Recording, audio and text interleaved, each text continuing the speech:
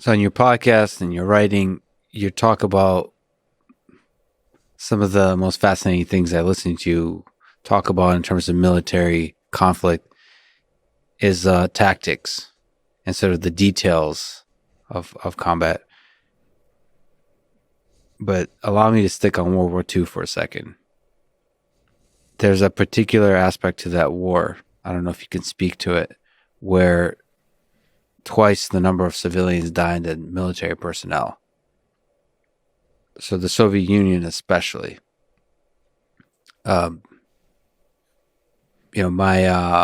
grandfather was a machine gunner on in Ukraine as the Germans were marching towards Moscow. There's this important push in 1941 where they were trying to get before the winter to Moscow, and what Stalin was doing is he was basically throwing bodies at to slow the attack. And what that meant is everybody understood that your job was, you have this heavy machine guns. It's almost unreasonable to be able to be mobile in any kind of way with them. So you're thrown at the front and you're just nonstop shooting, and 95+% of people are just dead. Of the soldiers are just dead, and then you're just going back and back, and you're trying to protect as many civilians as you can throughout this whole process, but you don't. And so you have millions of civilians that die along the way through this march. Is there something you can say about this complete, perhaps it's naive of me to say, but a war that lacks tactics, that lacks strategy, and is purely about just no consideration of human life and just throwing bodies and bullets into a mix together where millions die.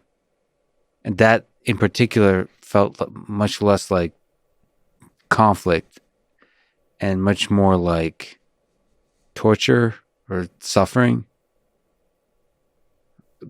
It didn't come off as torture, only that, interestingly enough, as you probably know, my grandfather, including everybody else, volunteered. They were proud to do this. They were proud to march to their death for country, for love of country. But the question on the civilian side, when more civilians die than military personnel, what do you make of that? It's awful. It's awful when a soldier dies. It's awful when a civilian dies. It's awful when 10 civilians or 10 soldiers, and it's even more awful when millions and millions of soldiers and civilians die.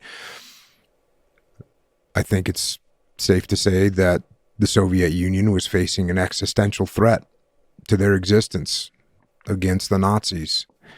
So to not fight would be to die as well. Maybe die a death a few years later, maybe die a different way, but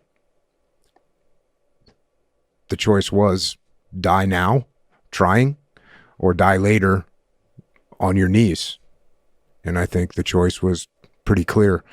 As far as the tactics go, I mean, this is attrition warfare. That's what that is. We are going to keep, you said throwing bodies at the problem. That's attrition warfare. And the Soviet Union had a lot of bodies, more than the Germans. And when you fight with attrition warfare, whoever has more men and material will eventually win. It's an awful way, but that's what the strategy was.